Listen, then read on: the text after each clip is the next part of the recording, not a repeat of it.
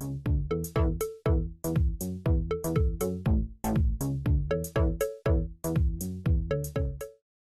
tactic we're going to look at now is trim scope. This is when you see a solution, something that you're buying, and it has some value, but really it's being bought at a wider level than you need it. So you can trim that back somewhat, save some money, and still get decent value out of it. So let's talk about when you want to use the trim scope tactic. So here I'd say is where the spend is low, or I'm sorry, is medium or high. Where the spend is low, you probably have a pretty limited scope anyway, right? It might be something you're buying very locally for a very specific purchase, but when you buy things more broadly, so these are company solutions. Maybe it's some sort of insurance coverage that some part of the company needs, but some other doesn't. Maybe it's some sort of vendor service that again, one part of the company is really benefiting from, but the others aren't. Could be a lot of different things. An example that comes to mind in terms of trimming the scope has to do with a local HOA I know of, and they have a substantial common area where they have a lot of grass, and they have to pay somebody during the summer months to come and cut the grass. And what they discovered is not that many people really use the common area. So instead of getting cut every week, which was their default for many years, they changed to getting it cut twice a month. So there they cut the scope in half, right? Instead of a weekly lawn mowing, it was a twice a month lawn mowing, and they cut their payments in half. That saved them a lot of money. So that's an example of trimming the scope. But again, where the dollars are a little bit larger, that's where there's probably more opportunity to gain from trimming the scope. And the complexity here would not be super high, because what we're talking about in trimming the scope is a rather broad and standard solution, something that's applied evenly across a broad part of the company, something that's done many times.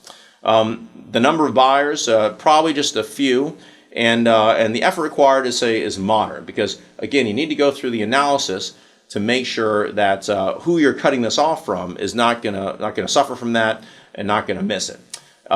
Another example I thought of is a company that had copier service. They were leasing copiers in 6 of their offices. And this was a substantial expense. Every month they were paying, and they were paying for the copier to be there, they were paying for paper, they were paying for periodic service visits, they were paying for insurance. What they discovered was they had applied this solution at a pretty broad level. They'd say, well, here are 6 offices, everybody needs a copier. When they went into the analysis, they realized that 2 of those offices had very low usage and really didn't need a copier. They could get by with a standard printer and maybe a colored printer, and then if they had huge jobs that required a copier, they could get over to the other office. So they trimmed the scope. They cut it from 6 locations to 4 locations and saved quite a lot of money by doing that. So let's talk about how do you trim the scope. And we want to start again by bringing in the functional owners. Who is it that's expert at your company? Talk to them. And schedule a meeting where you have a scope review, where you look at what you're getting across the company, what the value is. And we're going to talk about how you do that in a second on the second tab. We'll jump to that, what's included in that scope review. You want to classify the different uses of product, and then decide your new scope and your new allocation within the company. So after you decided that, go to your vendor. Talk to them about, hey, this is our plan. We're cutting back from this level to this level in terms of the scope. And make sure that they know in writing that that's what your plan is. Likewise, as always, you need to notify your whole company. So all the internal users and buyers that might be involved in that need to get the message that the scope's been cut back. It used to be in all 50 states, and now it's just in 10. Whatever the story is, you need to make sure that people know that so they don't expect the service to continue. And obviously validate the invoices. Once this decision is made and the strategy is enacted, have to make sure that the vendor doesn't keep on billing you like the old days. So make sure to validate the invoices, and that's how you save the money. You look at what your new monthly spend is versus your old one with a wider solution, and there are the savings. So when you're in that meeting of trimming the scope and looking at how you might do that, the questions you want to ask are, well, first of all, who's using it? So we've got a couple columns that are cut off here, but they're in the template in the Excel document. And we've got 4 spaces for 4 different groups or uses. Depending on what this is, you might have a lot more. You might have 20 different users or groups, or you might have just 2 or 3. But the point is, each of those represents sort of an expansion of the scope. You're delivering that solution to a wider group. And so you want to ask questions of how they're using it, what the quantity is, what the estimated cost is. And then you want to ask the question of, well, what would happen if we reduce this for this group, for this group, for this group? You need to do it one piece at a time because depending on what it is, the impact's going to be different. And I always ask the question, well, what if we reduce it 20%? Then what about 50%?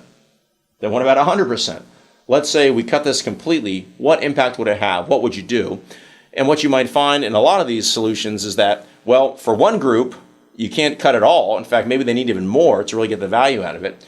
But there are some other groups that aren't really using this solution, and maybe you can just cut it completely or at least by a little bit without them really feeling that or having any negative business impact. So these are the questions that you want to ask.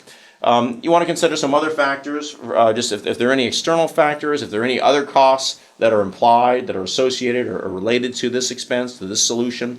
And so think this through, make sure you do the analysis. And then you set the targets for the quantity for each group. So whatever that is, weighing their usage and weighing the cost, figure out what it's going to be in terms of the new split and the new target, and then look at your savings. How much are you going to save in 1 year? How much are you going to save in 2 years? It's important to calculate these out because this gives you the context to sort of make these usage discussions. So what you might find, is that when you initially have the conversation, you say, well, what would happen if we cut 20%? And somebody at the location across town says, no, you can't cut it 20% because we really use that. And then they say, well, what if it means saving this much money? What if we save $50,000? And they'd say, oh gosh, for that much money, yeah, we could find this other solution. It would be a tenth of that cost, so of course you can cut that. When you have dispersed locations and dispersed groups, not everybody has the same awareness of what the price impact is because, candidly, they don't see it. So you need to go through this scope review to make sure that the purchase is being applied in the right way and you're really getting the value across the whole enterprise.